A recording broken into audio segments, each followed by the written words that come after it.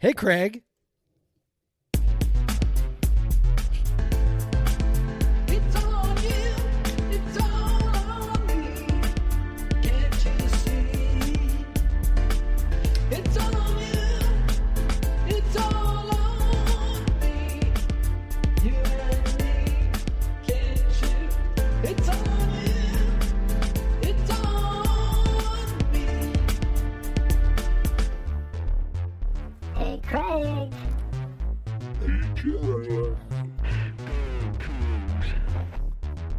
Right or wrong, we don't care. Win or lose, we don't care. We don't care. We don't care. We don't care. This is the part where you start talking, Craig. Hey, Jeff.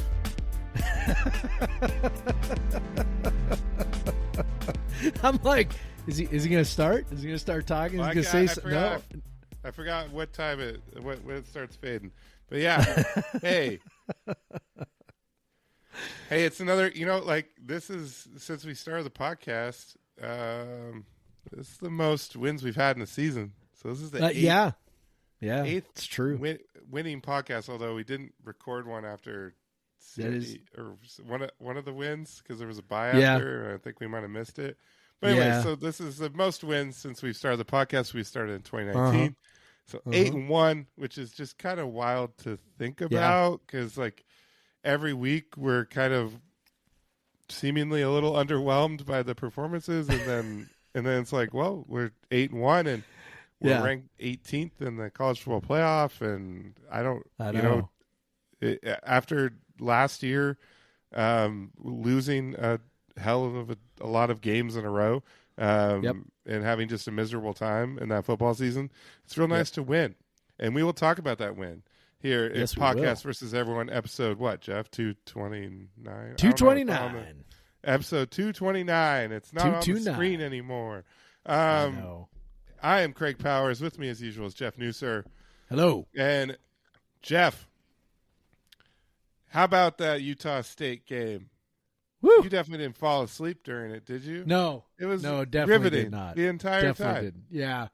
I am definitely not an old man now for that. But before we get to Utah State, by the way, wanna like announce a couple of things that are going on. Not like behind the scenes, but like, just kind of having to do with peripheral things with the show. So one of the things is, so if you are listening to this on a podcast, then, as we've mentioned a few times, we are also now recording video while we make the show. So we are uploading those to YouTube. If you just, search for Podcast versus Everyone on YouTube, you'll find it. If that's, if that is a way that you prefer to consume content that is like you like that sort of thing, you want to see our faces, our gorgeous, beautiful, handsome, bearded faces, bespectacled hats and faces, you can find us on YouTube. But yeah, Craig's got a great anthracite hat today. I'm rolling with the white, with the crimson, the white baseball cap with the crimson W and Bill. So you can find us on YouTube now if you want to watch us with the show. When you do that, you get to see, facial expressions, and also we pour our beers at the beginning, right? And we like kind of bob our heads to the intro music. It's like once upon a time when Sometimes I spill a beer. Yes. I keep holding my beer like kind of up like this because I want to do it in front of the camera.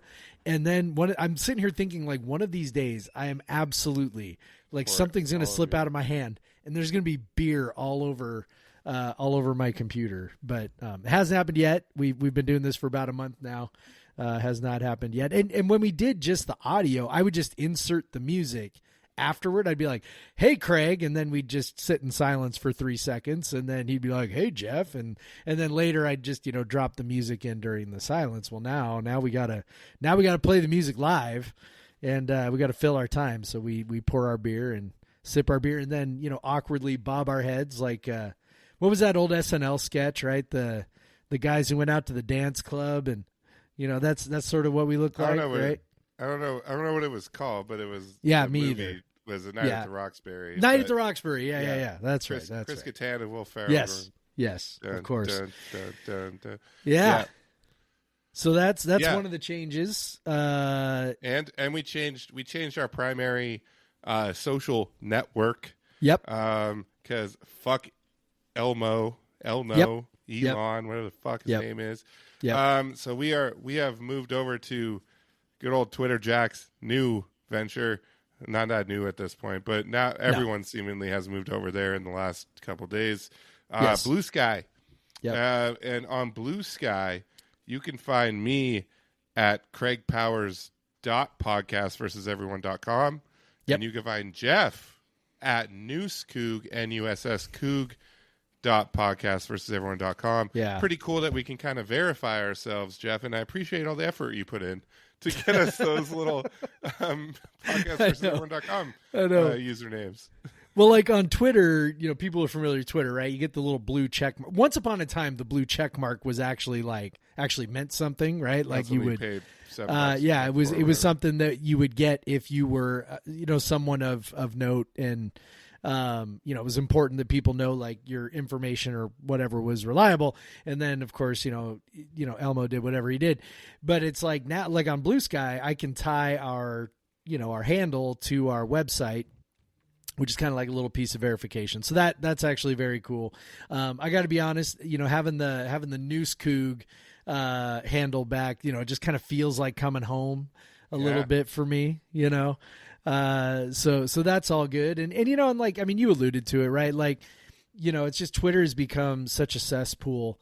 It's not a healthy place. And then beyond that, to be honest, like even if it wasn't that, just a lot of the utility of Twitter is kind of gone away too, right? Like it's so hard to like find people to interact with, not find people, but like the interactions don't really match up. There's not a ton of engagement.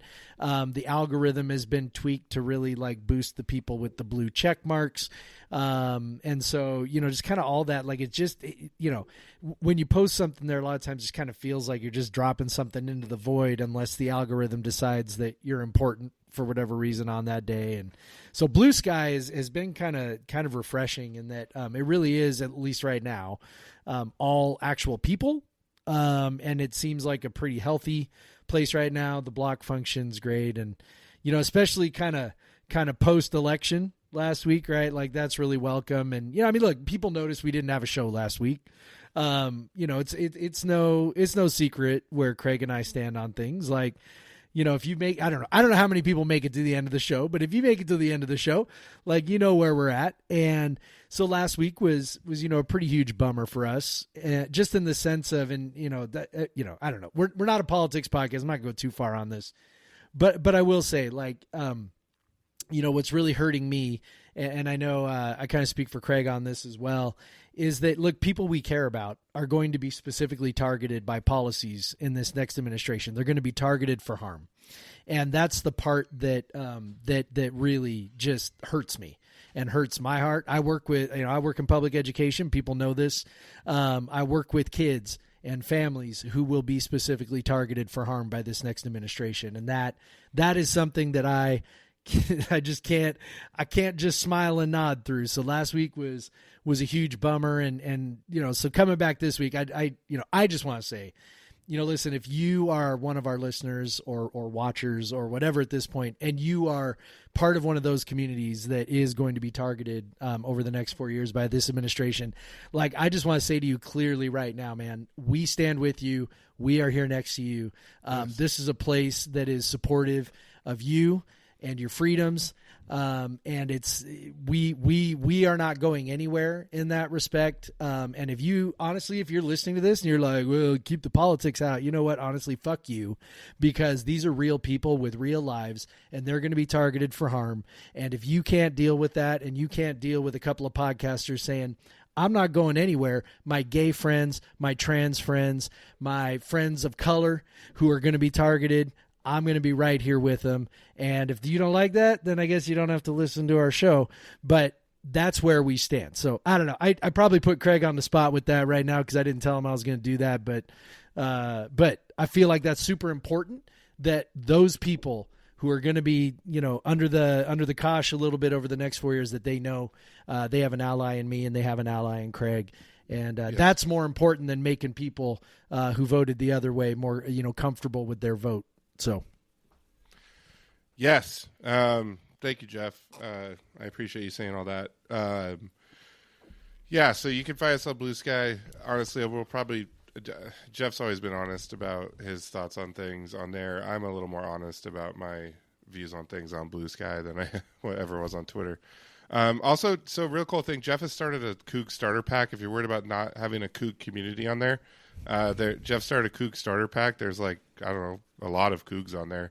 So there's about 70. I think I'm up to 65 Cougs, or 70. You follow those Cougs. Yeah. A lot of them will follow you back. You'll instantly have 70 plus people to talk to. You can also join our Coug Center Slack. Yeah, you can do that too. Did I say Coug Center podcast? You did say that, but that's okay.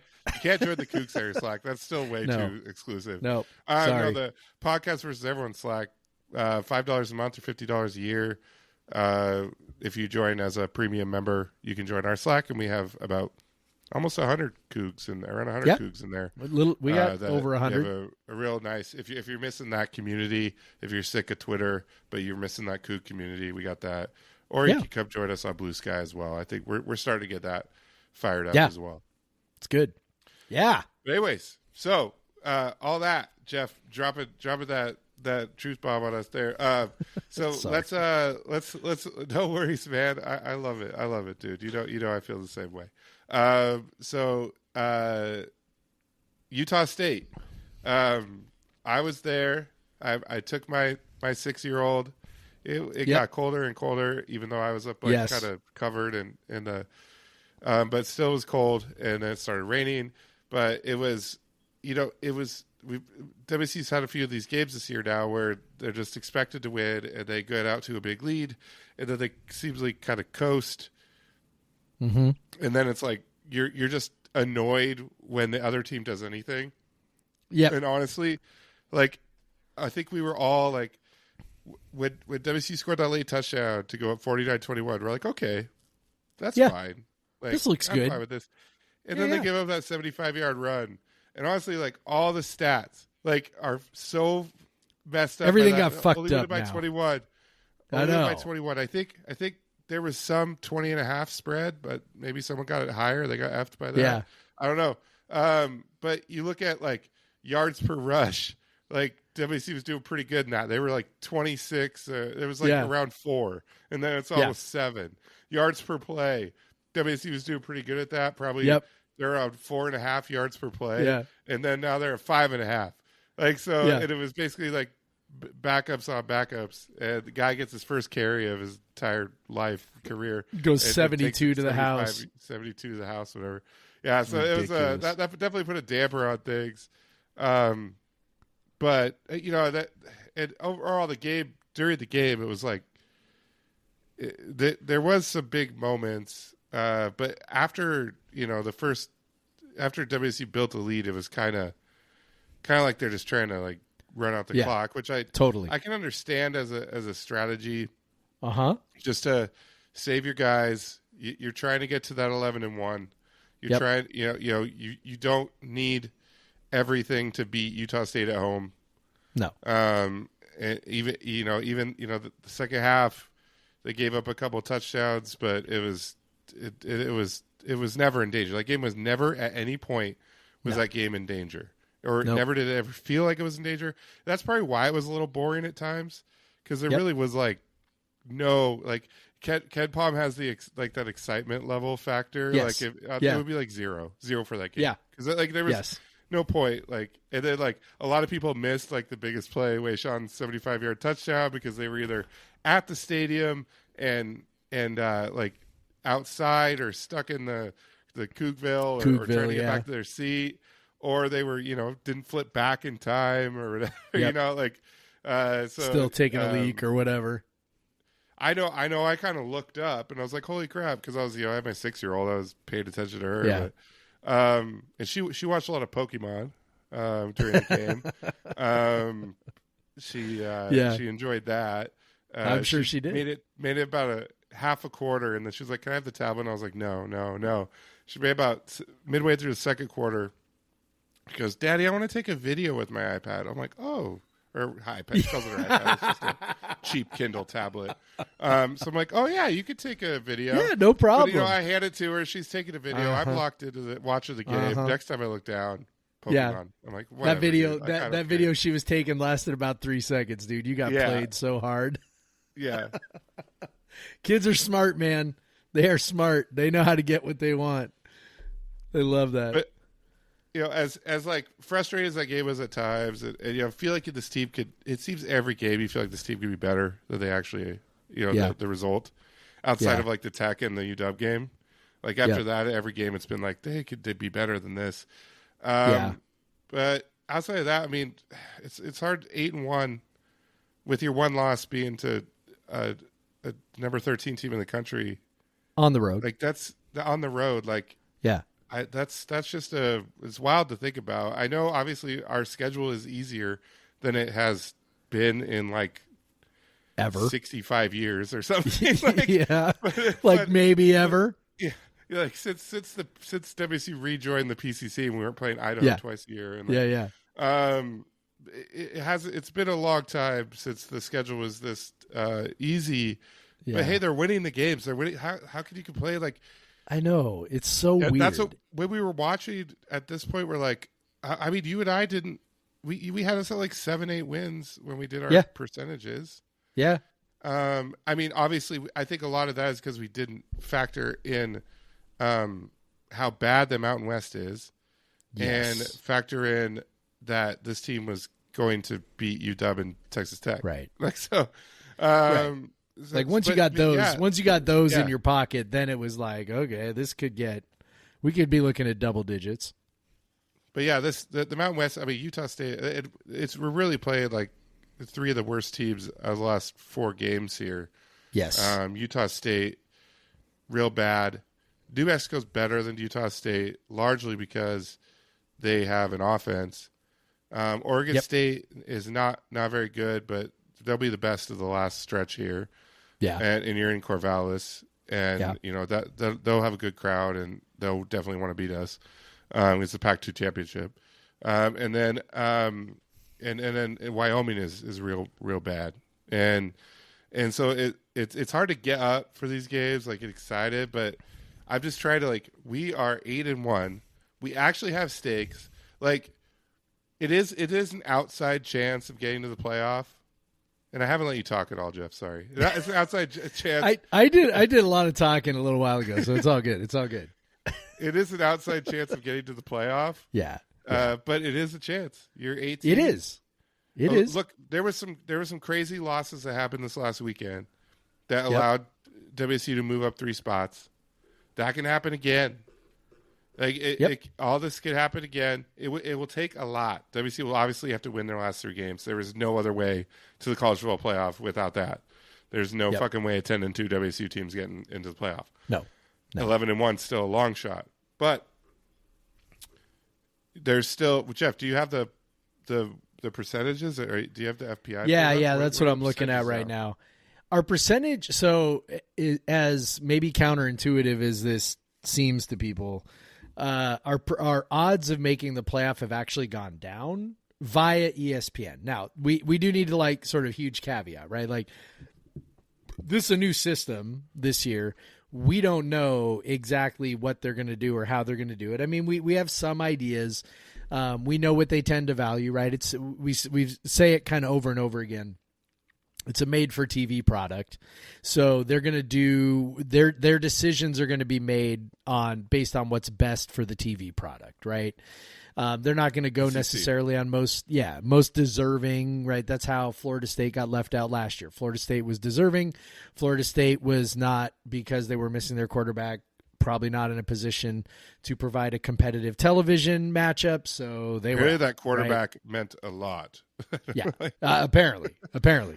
So, so there's that. So, for whatever, like it's a huge grain of salt with the ESPN predictions and their percentages and whatever.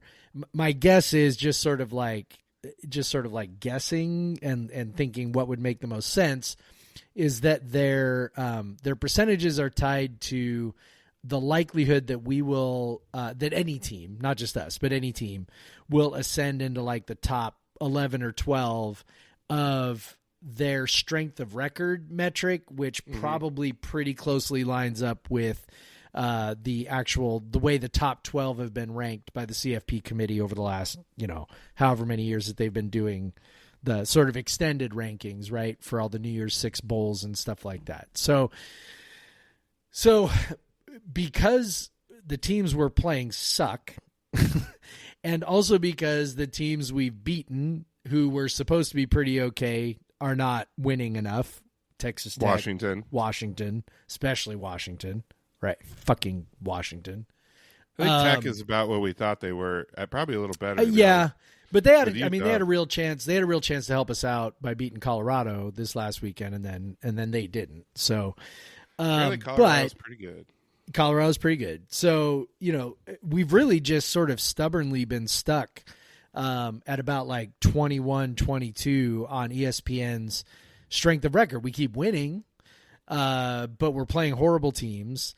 And so beating them, it doesn't even matter if you beat them by 3 or 4 touchdowns. That doesn't really move the needle. You're supposed to win by 3 or 4 touchdowns. And then, like I said, we're not getting a lot of help from the teams we've already beaten. And then, of course, we lost to the team that honestly would actually help us. Like we'd be in better shape if we had lost to Texas Tech or Washington and beaten Boise State. Yep. If we were sitting here at 8-1 and we had a win over Boise State and a loss to Washington or Texas Tech, our playoff chances would be a lot better.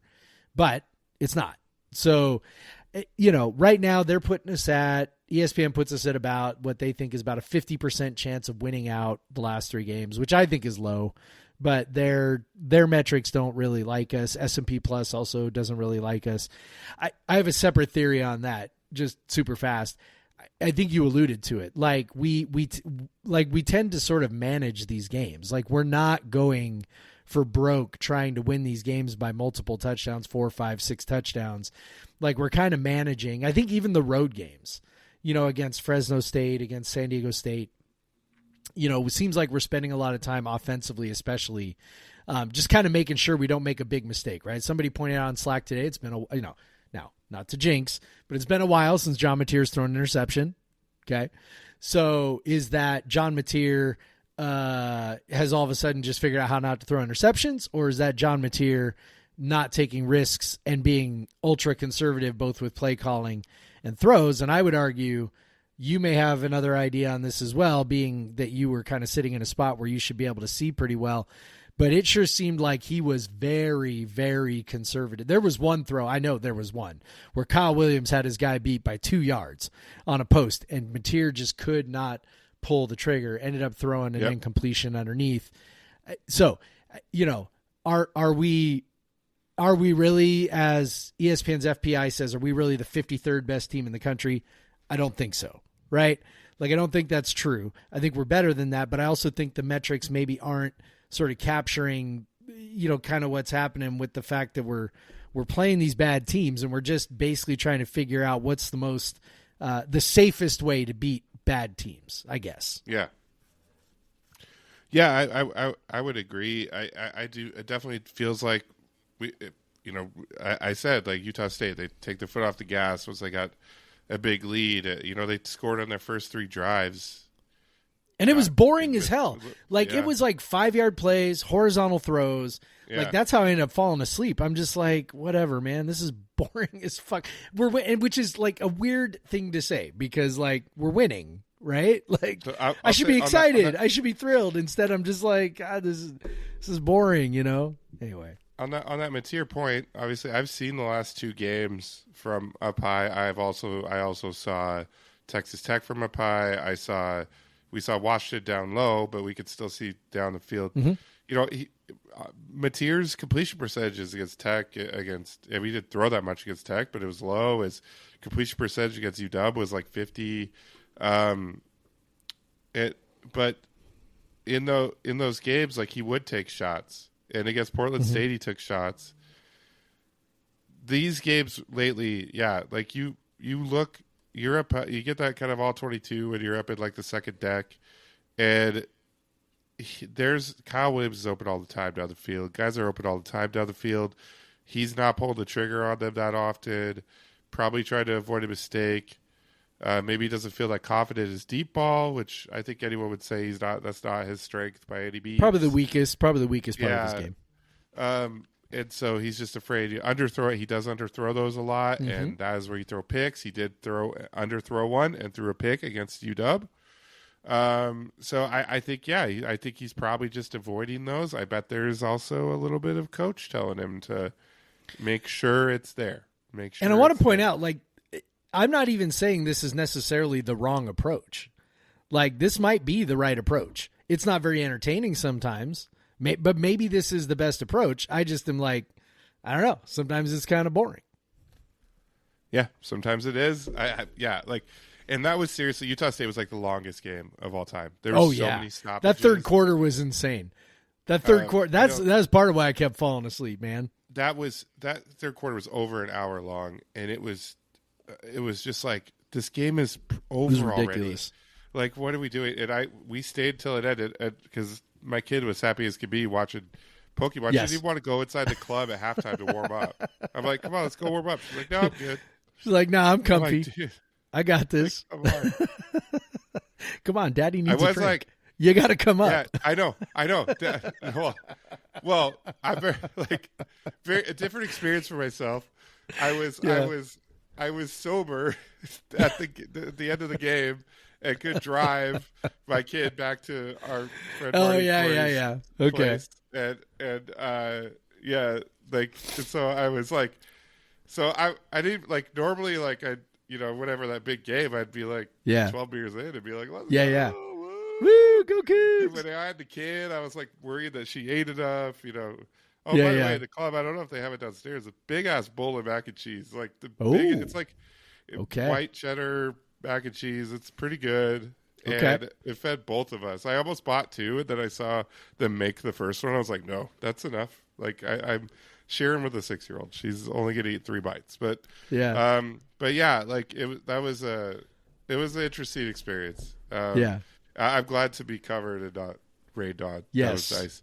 But it was and she had like so much space, and she had like her little table to watch her tablet on, and so we had, forgot to mention, we had from Cougar Collective, I had won an auction for 2 sideline passes before the game.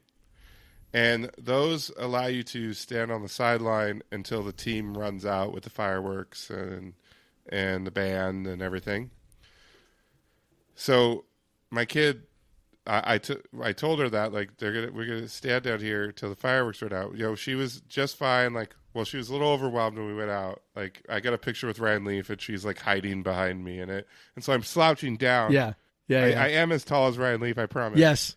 So I'm like slouching down, which bummed me out. I want the picture of me being as big as Ryan Leaf, yes, or whatever. Yes, bigger than him now because he's like actually in shape. Yeah. But then she enjoyed like watching the players practice. One player, one of the linebackers, I can't remember which one, like gave her a high five. So she was so excited about that. She was just sitting down on the field watching them warm up for the game. But I said, like, okay, they're going to do it, the fireworks, and there's going to be big fire. They're going to come out of those. She's like, I don't want to be down here for that. I don't want to be down there. Yeah. So she's like, no, too much. Went off the field, and so she did not appreciate that. So we went up to our seats to watch that part, and she kept like, there was quite a few. There were 7 touchdowns in there, so they lost fireworks every 7 times. She's like, why is there so many fireworks? I'm like, they scored another touchdown. Her and Joshua, man, the only 2 kids on earth who are like, why are there more fireworks? Every other kid's like, fireworks, right? She's like, well, no more fireworks, man. She's not paying attention. She has her headphones on watching the thing, so I can't even warn her. I would just like put my hands over her ears, but like that wouldn't even matter. But so we did that. That was fun. But the whole weekend was cool. Obviously, nothing but wins, and we'll talk about basketball in a little bit, and soccer and all that. But like, it was fun. She had a lot of fun. I'm glad we did that. It's a kick-ass weekend, it was a good man. Time. Yeah, awesome. Absolutely. But so WSU football, I'm not going to New Mexico. I don't know how many Cougs are. But I think too much trauma there, man. There's some PTSD with that field. Yeah. But not against New Mexico, who WSU has only played twice, and it was while I was in school, back-to-back years, and they won like a miraculous game at New Mexico. I remember watching. Yeah, I'm going to be honest. I have no recollection of that. I have no recollection whatsoever. Yeah, like Swagger to None. I can't remember who caught the game-winning touchdown in like the last minute. And then it was just like a beatdown in 2003, obviously in Pullman. But yeah, so this is only the third time WC's ever played New Mexico, which is interesting. All the Mountain West teams we play, and we've only played New Mexico 3 times. It is a little weird. Yeah, or twice. It was only a third time. They reason to be concerned is definitely their offense, their quarterback and their running back. Yep. They have a real talented quarterback, especially with his feet. Yep. I think he's very much a dual threat QB. And they are averaging almost 40 points a game. That is you. At this point in the season, it doesn't matter who you are. Like it's not just you're playing shitty teams. Like you put up 40 a game. That's great. Well, can I make you feel? Can I make you feel a little better? What? They're actually averaging 33 points a game. So maybe that makes you feel better. I don't know. Because you're not counting Utah Tech. Yeah, they're giving up. Yeah. They are giving up 40, almost 40 a game though. Okay, so we're looking at. So I'm looking at their stats for every game. But what you're looking at must not include their game against Utah Tech. Maybe. Because I'm looking at college. I'm looking at college football stats, CFBstats.com. I am looking at UNLV. My bad. I was gonna say that's what I'm looking at, buddy. Yeah. All right. My bad. Okay. But you're not wrong though. I mean, my brain is gonna explode. They're off. You're not wrong. The offense is good, right? Like they had a stretch. They had a 3-game stretch where they scored over 50 points. 50 points in all 3 games. Now I don't care who you're playing. If you're scoring over 50, that's good, right? They did it against New Mexico State, Air Force, and Utah State. Now we can all agree those are 3 fucking horrible teams, but also they did it, right? And then a couple weeks later against Wyoming, they scored 45. So those are good things. On the flip side, they scored 6 against Colorado State, and they scored just 21 last weekend against San Diego State. Now, maybe they did put up a whole ton of yards against San Diego State. Turnovers really kind of screwed them there. Same thing against Colorado State. They put up lots of yards. Turnovers really messed them up. Yep. So I think there's some good things there to take away from that. I think number one, our defense is good at taking the ball away. If they just philosophically they are set up. We've talked about this before. Philosophically they are set up to make a team execute over and over and over and over again if they're going to beat them. And the idea is, I think, in general, the other team's going to make a mistake at some point, and then we're going to capitalize when that happens. And we've shown that we do that defensively. The quarterback's real good, explosive, like both with his arm and legs. So, whatever, but also mistake prone, right? So I do think, this game really could go a couple of different ways. One is it could be, I think we could blow them out. Like I really do. Yeah. Just in the sense that I think our talent level is much higher. I think that, they scoring 50 against New Mexico State, Air Force, and Utah State, and also almost Wyoming, not the same as playing against us. Our defense is not amazing, but our defense is at the very least above average at this point and nowhere near the ballpark that those 4 teams are in. So I think there's that, right? But then also, if they decide not to turn the ball over in this one, then, maybe they can put up some points. Yeah. And we've talked about this before. The offense, for whatever reason, struggles a ton on the road. I don't know why. I don't know if it's play calling. I don't know if it's nerves. I don't know if it's just crazy randomness, but they don't play as well on the road. So I think when you put those factors together, this game could end up being kind of a nail biter. I don't think it's a I don't think it's like a trap game scenario because I don't think anybody's overlooking anybody. But also, like, you can kind of look at it and go, there's a lot of reasons why you could think this game might be uncomfortably competitive. Yeah. I will say, so I'm not going to trust this offense until they actually show they can put up points on the road. Yep. But this defense is a magnitude worse than San Diego State's and Fresno State's. It is significantly worse than UW's. Yes. It's significantly New Mexico's worse defense. than Boise State's. Yeah. Yeah, New Mexico's defense. It is one of the worst defenses in the country. Yep. And it doesn't against the run, against the pass. They are 126th in EPA rush, 133rd in EPA a drop back. They're really fucking horrible. They're 123rd in the number of drives where they give up a first down inside the 40. That's an Eckel. Talking about that Eckel rate. They are 121st in points at Eckel, and so that they're giving up points when they get teams in the end zone. They are bad on early downs. They are bad on third and fourth downs. They are just fucking bad. This is an awful offense, and if we can't score points on this, our awful defense, and if we can't score points on this defense on the road, then we seriously have issues on the road. It's weird. This is like a stress test in the opposite way of how bad is your offense actually on the road? Because this is a terrible defense. Teams that can't score much have scored against a bunch on them. It's bad. But on the other side, like you said, their offense, they could give us trouble if they'll turn the ball over. Yeah. They have good success rates. They're in the top 21 in both rushing and dropbacks. They have good drive. They drive into opponent territory often. They convert at an average rate. They are good on early downs because they can run the ball, and that's usually how it often goes.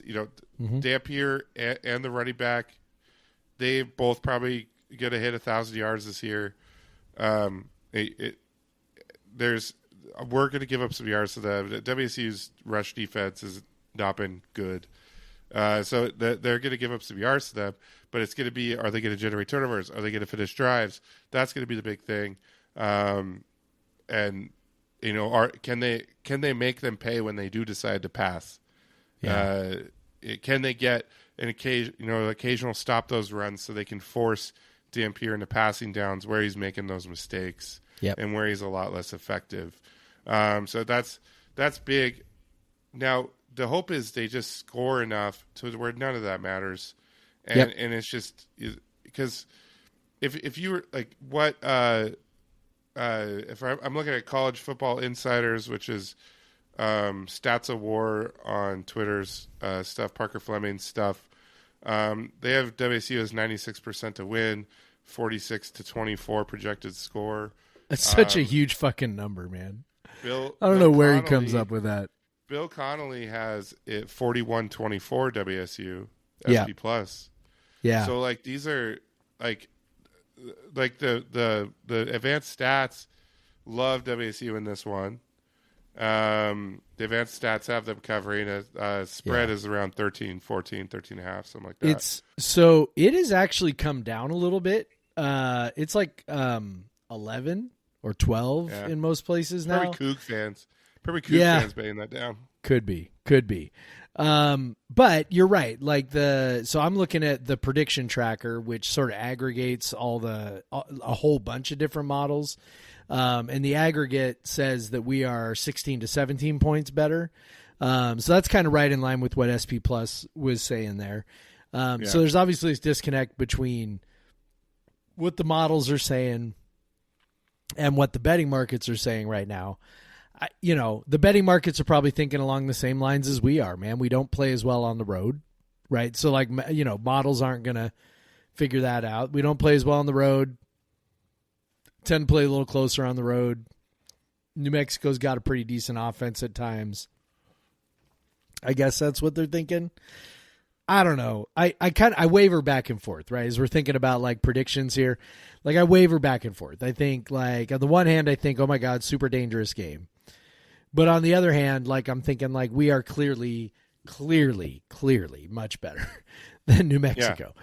So I don't know. I guess I would say like it's kind of funny. Like it's more. I guess I'm more thinking of it like, okay, there's some percentage of, if this game's played 100 times, there's some percentage where it is competitive and New Mexico makes it like uncomfortably close. That's like, I don't know, maybe 10% of the contests, right? And then like there's probably like, I don't know, 30% of those contests or 40% of those contests where like we're like, you know, comfortably ahead but not blowing them out. And then there's like 50% of the times, if we play this game 100 times, where we just roll over them, right? So as we're thinking about like, I guess we can go on to predictions. If you want to be like, Jeff, what's your prediction? I mean, you can do that if you want. Do you want to do that? Jeff, what's your prediction? Okay, great. I think I have to lean toward like what I think is like the 50% of the time, which is like we just kind of kick their asses. You know, maybe there's the 1 out of 10 where it's like weirdly close. And I do think that the ingredients are there for that, but I have to go with like what I think is the more probable, you know, the more probable game development or however I want to say it, which is just like, we just kind of kick their ass. And, you know, I think the only thing that really could kind of get in our way, you know, as we've been talking about all night, is ourselves, right? Like, you know, if we score a couple of quick touchdowns and they don't, do we dial it back? Which has kind of been our MO. And again, maybe that's not bad strategy. I don't know, man. Like of course, a fan, I want points. I want to beat teams by 5 touchdowns. Like I want all that. I'm not a coach. So the coaches are, you know, more pragmatic. You know, I on some level, I think that being pragmatic will bite us in the butt at some point, but also like, is being pragmatic against, you know, New Mexico, is that going to bite you? Is being pragmatic against Utah State, is that going to get you? Probably not, you know? So maybe, you know, being pragmatic, probably the way to go. But I also think that we could blow them out. So I'm going to pick WSU. I'm going to pick us to cover. I'm going to pick us by like 3 touchdowns. I'm going to say 45-24 WSU. Cool. Yeah. So I'm thinking, even if WC's going conservative against this defense, they could still move the ball because they could still run those short passes. The New Mexico only had 10 sacks on the year, just 1 sack a game. I'd be curious to see what the breakdown is of which games those came in.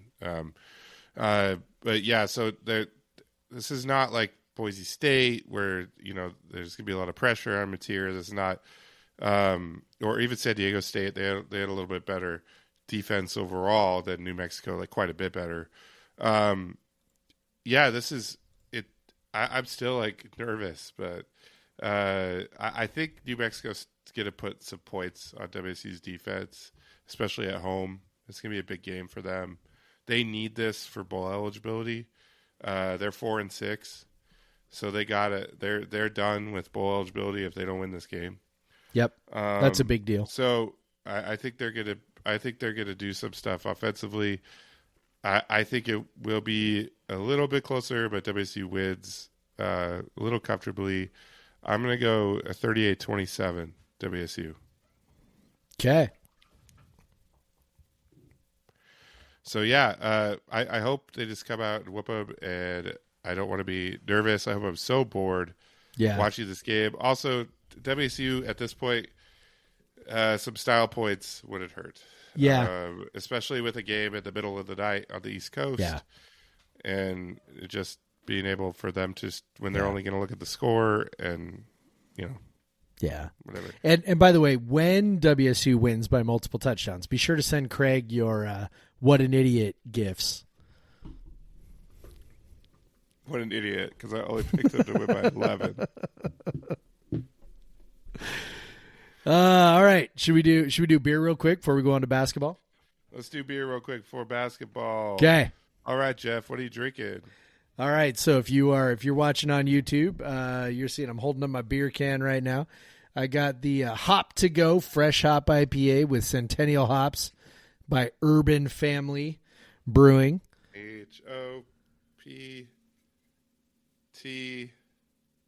HOPTOGO. Sorry, I had to think about how to do it. Okay. So if you're watching, you saw me try to attempt a hot to go dance with Hop to Go. Yes. It didn't really work too great though, but it was good. I liked it. I liked the effort. Like your hop to go dance. The beer's not really great either at this point. This beer's about 6 weeks old. It was canned on September 25th, so actually about 7 weeks old at this point. So not super great. It is okay. Yeah, not a huge fan. I mean, obviously I knew I was kind of taking a chance, right? By picking this up from Rainier Growlers over the weekend, thinking, all right, it's kind of the last of the fresh hops. But I will say the other one I picked up was a fresh hop from Lucky Envelope, and I drank that over the weekend, or I drank that the other night, a couple nights ago. It's fantastic. That was still really good. So for whatever that's worth, this one's fine. It's fine. So there you go. What about you, buddy? Oh, by the way, before you start, I need to show you something. Okay, so you sent me a text a couple weeks ago, which I went ahead and showed to Sarah, and of course, folks who know my wife, which most of you don't, but Craig does, know when something gets planted in her head, she goes ahead and goes for it. So, Craig, I want to show you right here. Look what I got. Yeah. Cool. Okay, Very so cool. if you're only listening to the podcast, right, I'm gonna have to do like the alt text version here. So Puffin, whenever we do the beer stuff, I take a picture of my Old Crimson Lager in my Puffin koozie, which is like I don't know, the one I usually use. So I'm holding that one up right now. It's like a flannel. It's got a zipper on it, which I love. And then they have come out with college branded ones. And Craig, I had an idea like a week ago that I should contact Puffin and like see if we can be like affiliate influencer promoter guys for Puffin on these, but apparently Sarah was too quick on the gun, so now I have one. But it's a crimson hoodie with a WSU logo. Sorry, crimson hoodie with a WSU logo in the middle, where my Old Crimson Legendary Lager is staying nice and cold during the show. I think they also have a gray one that has the Cougar script, if I remember they right. do. Yes, they do. Yeah. Yeah, it's beautiful. So, yeah. All right. So there we go. I was so excited to show that to you. What about you? Very cool. I'm surprised it got there so fast. Like that came really fast. Yeah. I was like, so I showed it to Sarah, and 2 days later, I had one on my desk. I was like, what the hell? Okay, that's cool. I'm glad that you also are still diving into the fresh hops, because I still have a fresh hop where it's like not letting it go this year, man. Yes. This is from I don't think a brewery that I've had very often. It definitely one that I have not had on this pod here today. Brewery and Kitchen, Electric Sculpture, very cool can. Ooh, yes, I like that. Love that color. Love that kind of like it's beautiful 80s, can design. 80s futuristic color. Electric Sculpture, fresh hop West Coast IPA. They have it's Citra. It's mostly Citra from CLS hops and Boxy. It is like it's about a month old and definitely I think lost some, but it's a good base beer. Like I could take like it's still a very good beer, like, but not like the greatest West Coast IPA I've ever had. It's pretty solid though. I've heard really good things about this brewery. A lot of people really like them. So I'm excited to try more. I love the can art, and this beer is solid.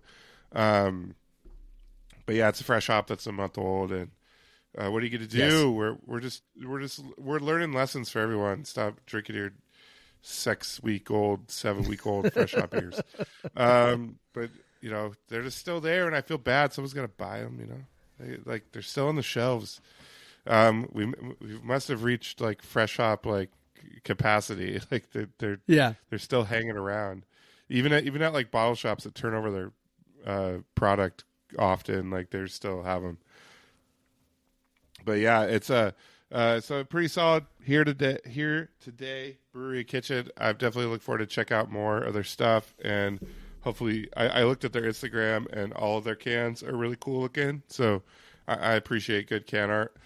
Yes, and I'm curious to see what their kitchen is like. It's somewhere up in Seattle. I don't know exactly where, but I want to check it out here today. Yeah. All right.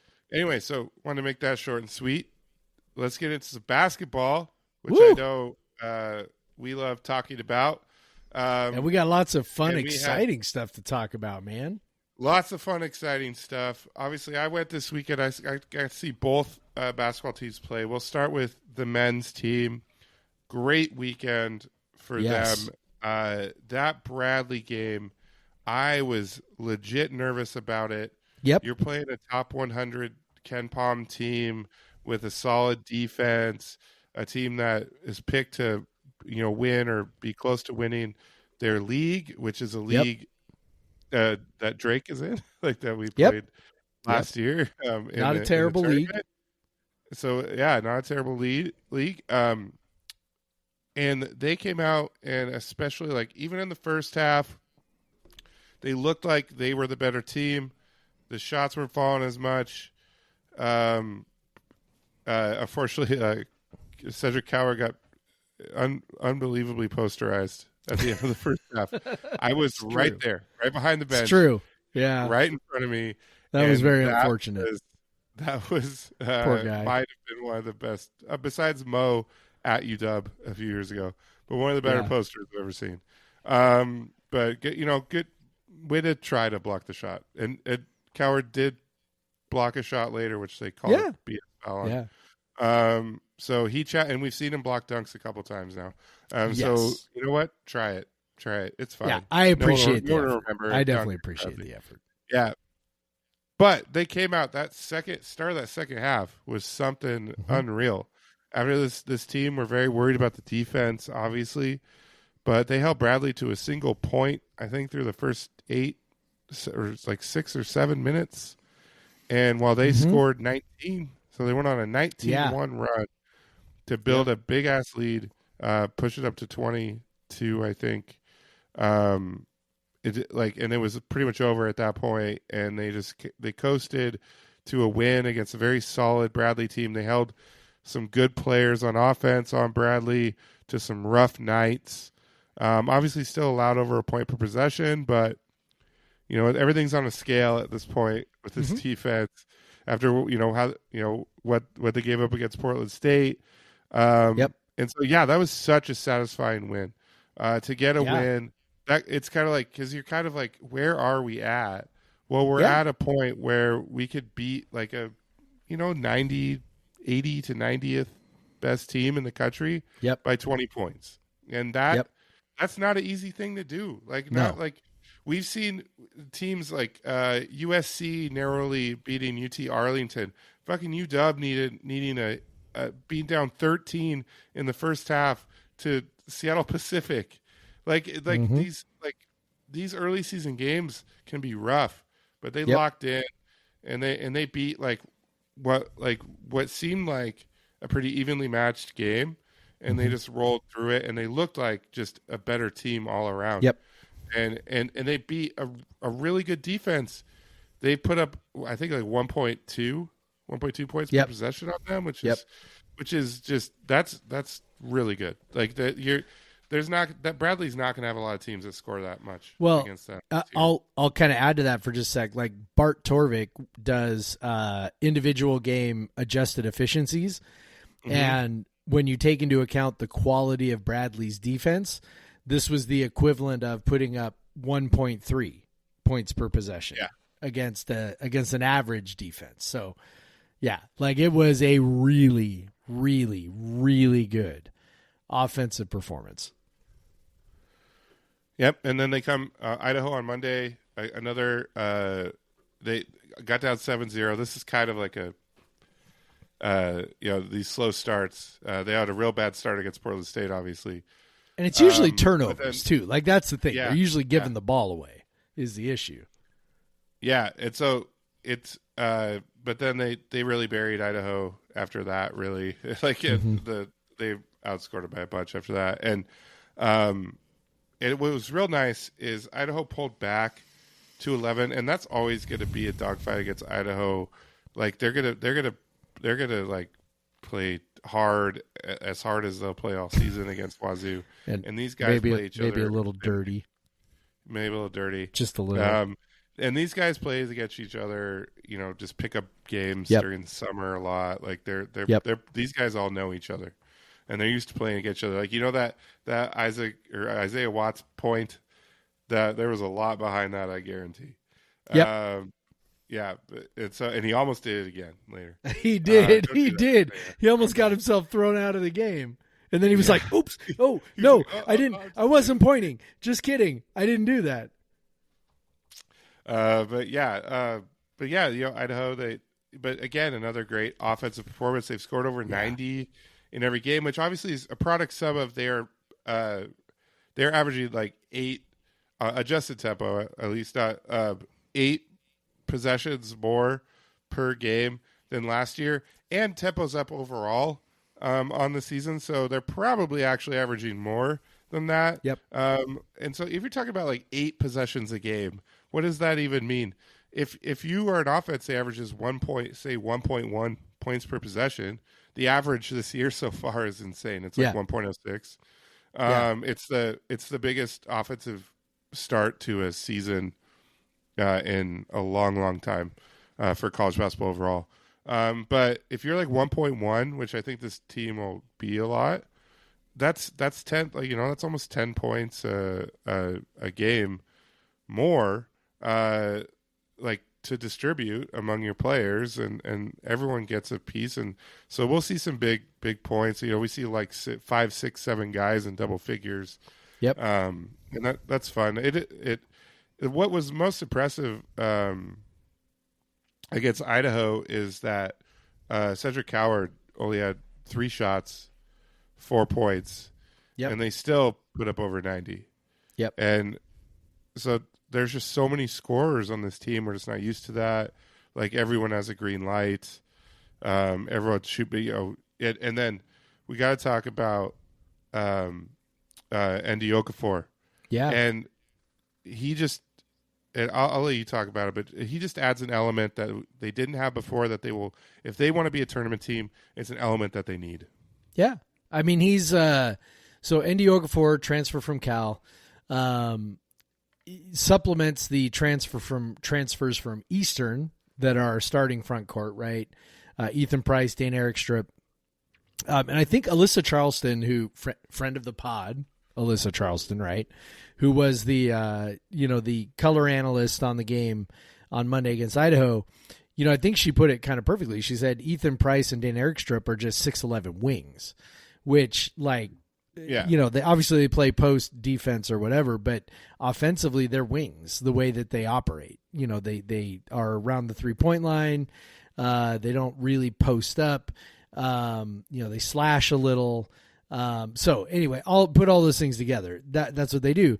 And we sort of noted in the first 2 games, obviously we haven't talked on the podcast since the first game, but on Twitter, in the Slack, things like that, we just kind of talked about like, hey, I mean, at some point this team is going to need an athletic interior defender, to help with some of these teams that have an interior presence. And, Price and Erickstrip, God bless them, lots of hustle, but they're not, super athletically gifted guys. Okafor brings that. He's 6'9", he's 235, 240, whatever. Comes into this game, first game he plays because of injury. He missed, most of last season with an injury.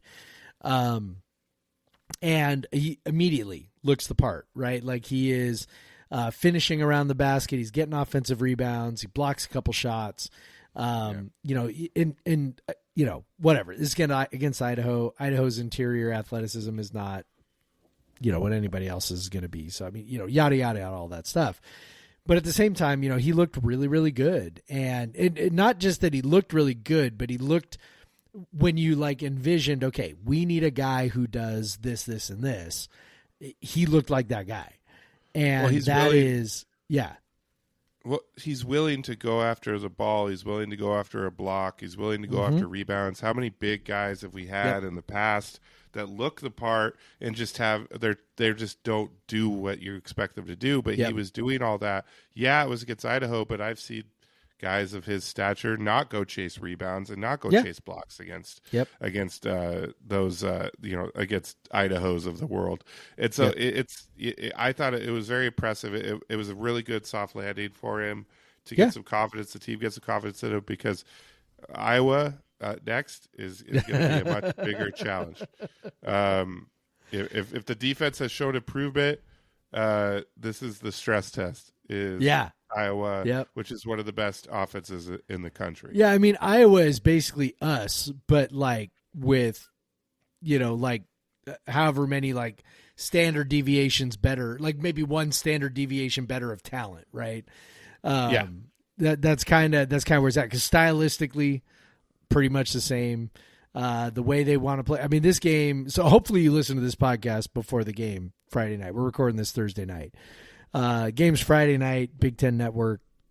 I don't know, 5:30, I think. And but it's like it's going to be a lot of points are going to be scored. There's going to be a lot of tempo. Both of these teams love pushing the ball and pushing the ball and pushing the ball. Like a lot people think of certain things when they think of Big Ten basketball, and rightly so. Iowa is the counterfactual to that. Iowa, they play fast. They are offense under Fran McCaffrey. And they are fun as hell to watch. We are super fun to watch right now. This game's going to be really, really fun. And so like, I kind of love the scheduling that we did here, where it's like, okay, we're playing a tough team, playing them on the road, ostensibly on the road, right? Like we're going away from Pullman, games in, Moline, Illinois, which is like an hour east of Iowa City. So, and next to one of the big population centers of Iowa, which has got to be mostly Iowa fans. Right. So it's going to be loaded with Iowa fans. So we're going to go on the road. It's a quad one opportunity. It's going to be a quad one opportunity. And so you go on the road to this game, but you're playing a team that's good, but you're also not playing, I don't know, like Virginia, right? Where it's like you're not playing a team that is like superlative at trying to take away the things that you want to do, right? Like Iowa is not going to do that. Iowa's going to try and outscore you. We're going to try and outscore them. And I think like from a scheduling perspective, it was a really savvy move to pick up a game against Iowa because, maybe we don't win, but I also think like, I don't know, I'd rather play a team that matches us stylistically if you're an offense first team. And the inverse would be true if we were like a super duper defense first team, right? Like I'd rather not play a really exceptional offense if we're a super defense first team. Well, it's a very offense first team. I don't want to play a super exceptional defense. Great. Iowa's not that. The game's going to be fun. It's going to be interesting. And like you said, it's a stress test. We're going to see the defense been getting better every game. We're going to see if that's actually legit. The great thing about a college basketball season is one game does not define you. And, so it's a huge opportunity. You win this game. Now you got a quad one in your pocket. You lose this game. Whatever. You win this game and it does sort of define you a little bit as a team. Yeah, that's true. Pushing for the NCAA tournament. Like that's a good point. You win this game and you suddenly look like an NCAA tournament team. For sure. You're probably getting top 25 votes at that point. Yeah. And then you're looking at those upcoming games against Nevada and Boise State as even bigger because wow, they have an opportunity for something here. Yep. So yeah, this is I was horrified of this game before the season started because I just I was like, we have Eastern's team and stuff, but I will say like these guys, a few in particular, Ethan Price is more than what I expected. He's a versatile offensive player. I love him. He's a solid, like decent to solid defender. He's got a big body. He can move. And then Cedric Coward he's taken, from what I saw, like he's better than he was last year.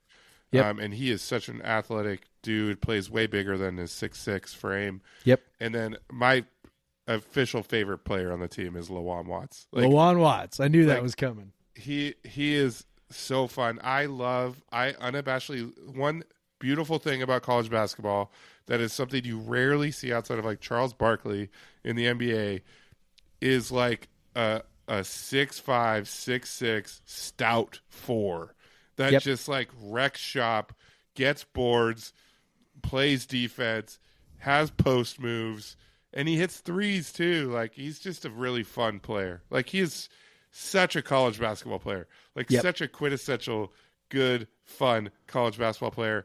And like he's so good. Like I'm so happy that you know Riley was able to bring him and Coward down because they really add like they both look like high major players. Yeah. Like they're both like athletically skill. I think both of them could fit right in at you know in the old Pac-12 in the Big 12 in the Big 10 whatever. Like they would be fine. You know, maybe they wouldn't be like the stars, but they would be good players. But yeah, I'm really happy to have them. They're both really fun to watch. And in this type of game, you know, Iowa is the same way. Like they don't have a super big team, but their main kind of front court player DeBelle is DeBelle and Freeman. DeBelle plays a little bit more, but Freeman's standard 6'10", 245. DeBelle's 6'8", 255. So they're going to need some muscle to. Yeah.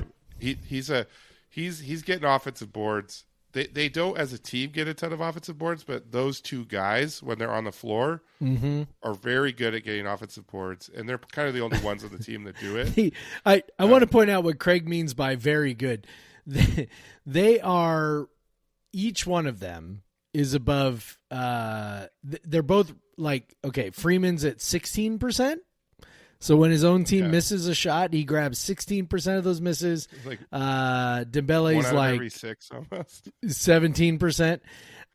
It's so to kind of try and put those numbers in context, like people who rebound like 8 or 9 or 10% of their team's own misses. So for offensive rebounding, like that's considered like pretty good. And so these guys are like exceptional. Now that may have to do with opponents, whatever. They've like Iowa. I guarantee you, Iowa's looking at this game against us kind of the same way we're looking at it against them. Like they haven't played anybody. And so they're looking at this as, okay, hey, this is a top 100-ish team. How are we going to do against a top 100-ish team? So going to be very, very, very interesting because they've kind of beat up on some bad teams. But, you know, like us, they've got weapons all over the floor. You know, they push the tempo, really, really push the tempo. Yeah, I don't know, man. It's going to be super fun. I'm excited to watch it because, again, it's sort of an everything to gain, nothing to lose kind of game. You know, you lose this game, you're supposed to lose.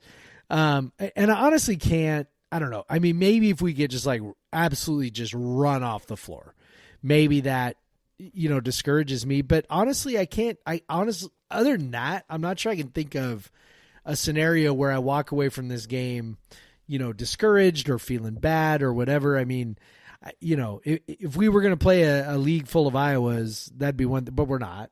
You know, we know that. We're not playing a league full of Iowas. We're playing a league full of Bradleys, basically. And so we already kind of know we can compete at that level.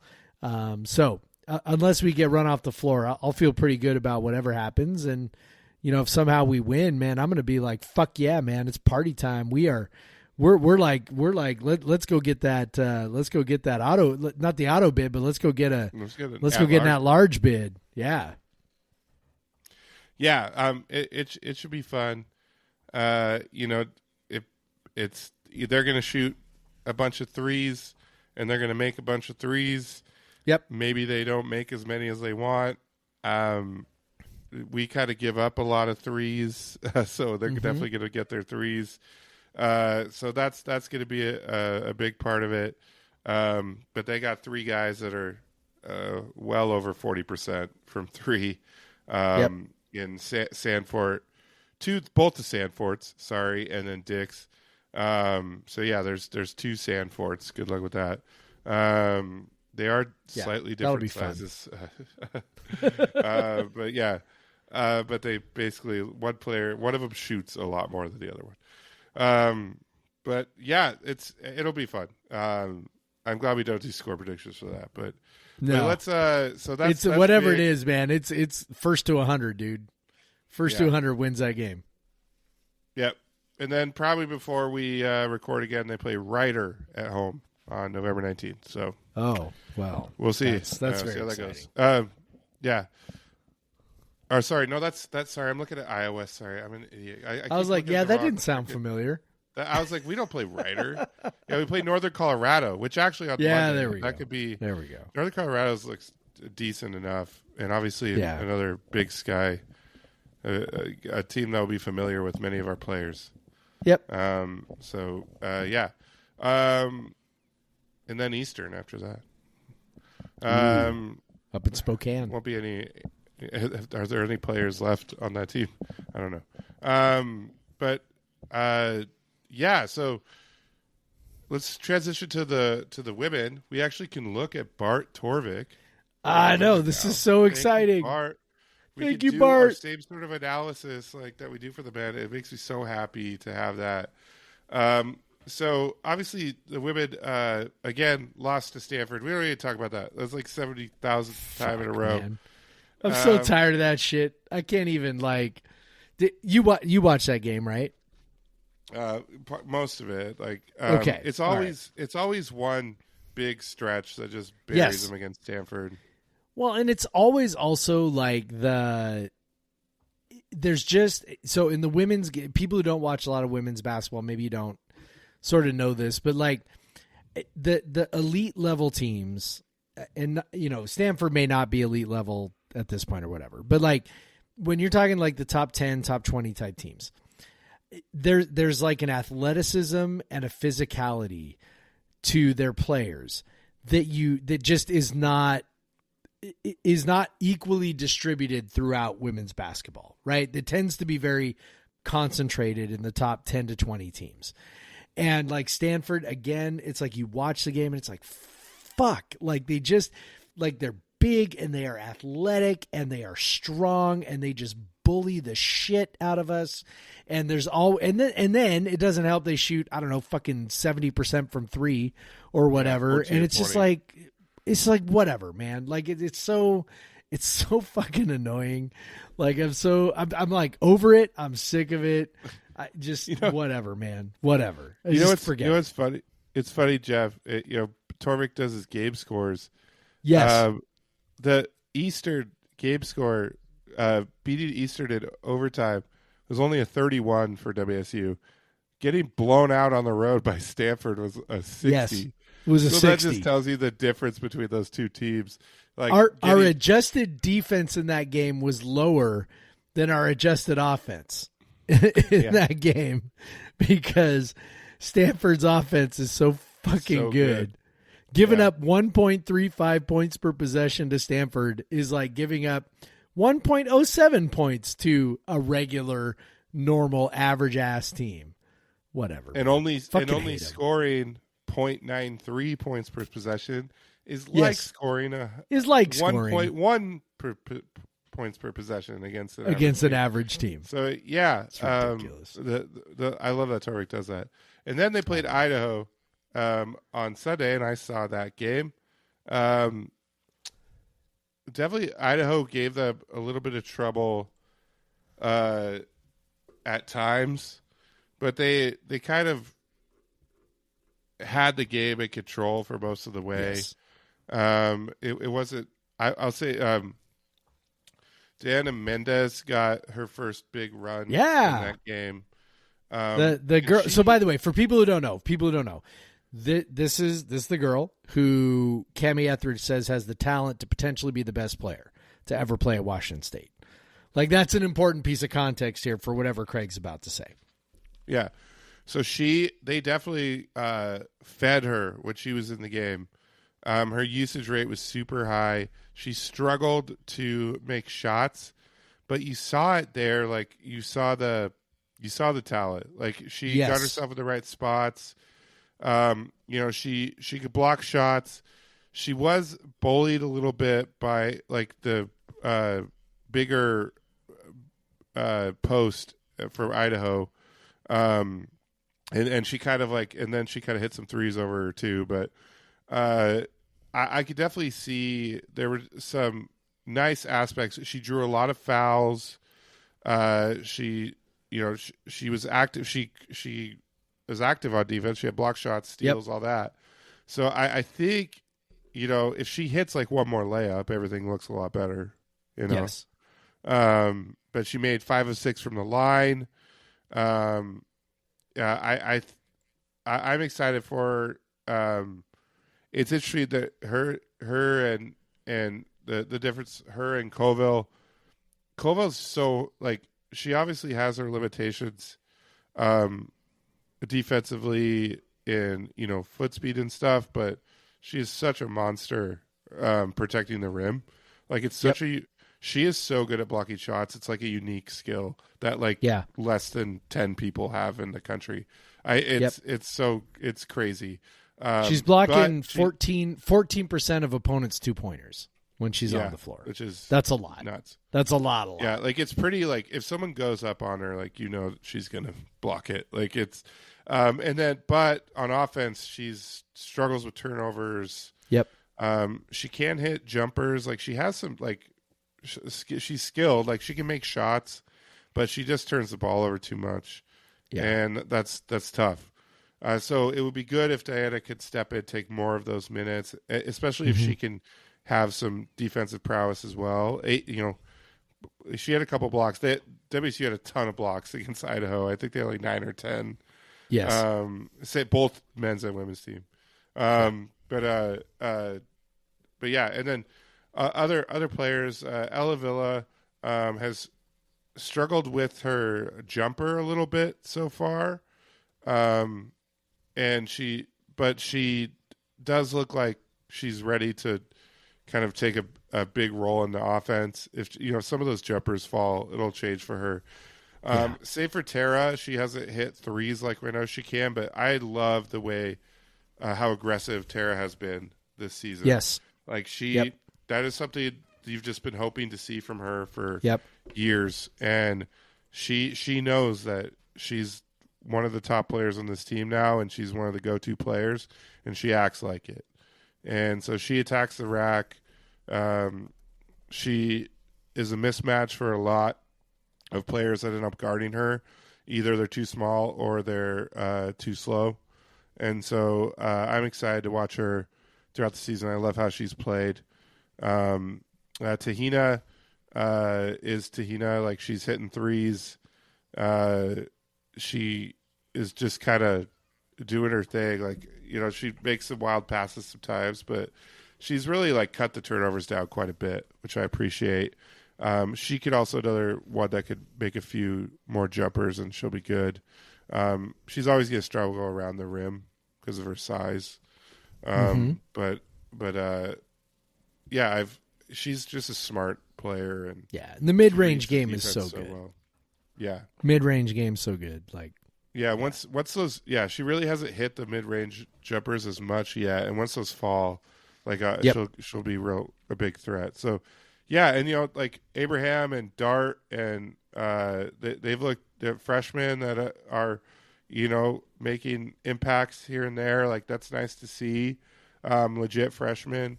They've really pushed Gardner to the bench, after, she's playing less than she did last year. She's really struggling to make much of an impact for sure. Jenna, we're just hoping, I'd like to see more out of her, Jenna Villa. That's a weird one. Shoot. Yeah. It's what you just said, like not shooting a lot, right? Yeah. And she, in theory, like that's her greatest weapon, right? Like she's a great shooter, really good spot up 3-point shooter, as we saw last year. But also at the same time, like I think we all were sort of hoping like she would take this big step forward, that she would become more of a more than a spot up shooter, right? And now we seem to have kind of gone backwards, like she's not even spot up shooting much, and she's also not doing much else offensively. But like I'm having also a hard time reconciling that, though. She seems to be doing so many other things well. Like the ball moves when it's in her hands on offense. She facilitates defensively. I think she's doing a really nice job defensively. You know, so there's all that. So like, I'm trying to balance that with the idea, like, I think she should be scoring more. I don't know. Maybe it's in there. To me, it feels like she's passing up scoring opportunities when she should be taking them. So maybe that's kind of maybe that's it. But yeah, I think they're going to need more. Her usage is 9% right now. Yeah, which is 9%. like comically low. So yeah, she's only taken 9 field goal attempts. Yeah, it's wild. It's wild. Which is, I mean, three games. That's why she is ceding minutes to Charlotte Abraham, right? Like, you know, they're right now kind of fighting for the same minutes, and right now Abraham's a more productive player. So I don't know. Going to be very interesting to see how that shakes out. I still have huge. High expectations for Jenna Villa, but at the moment it's sort of like I don't know.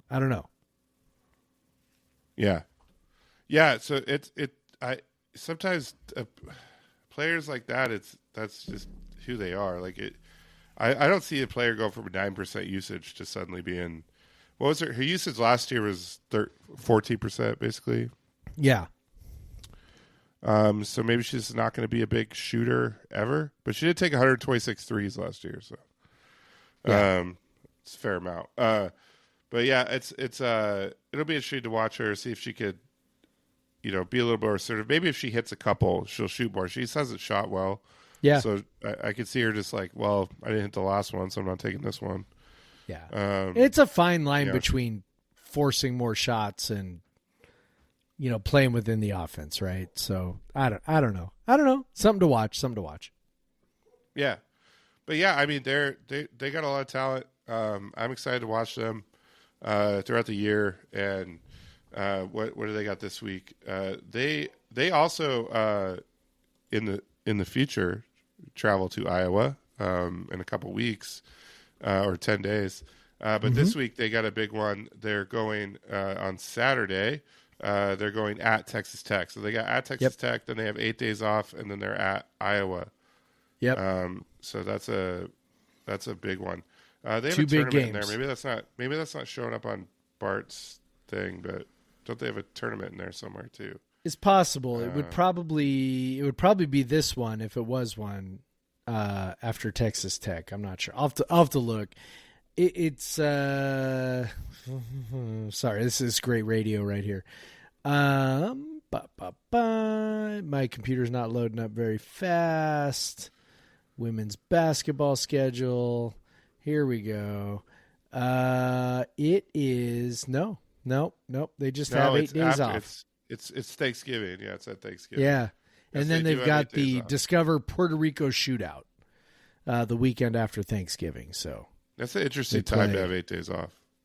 yeah, it is. It's a weird spot. Maybe it's just, I don't know, a function of weird WCC Yeah, scheduling. it's weird they I don't know. don't have like a random home game thrown in there. Yep, a little weird. Maybe they weird. just like are really trying to get bang for your buck in every game, and they don't like they were trying to, because they have.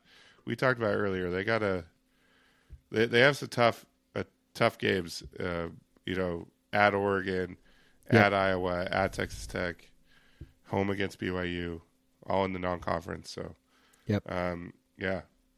So big game for them on Sunday. That'll be interesting to watch. ESPN Plus. You can watch it on ESPN Plus. That'll be good. Yep. 4:00. So yeah, briefly, Jeff, I wanted to soccer wrapped up their season. I have a real, so they finished on a good stretch, won their last 3, 5-0 on Saturday. Very nice, very impressive. Hell of a way to finish. Finished 8-5-6 on the year, 5-2-3 in conference, just 3 points back of the conference leaders Santa Clara Pepperdine. Now, Jeff, they had a lead late against Santa Clara, and they gave up a goal to draw. Yep. If they hold that lead, they have 21. They have 20. Santa Clara has 18.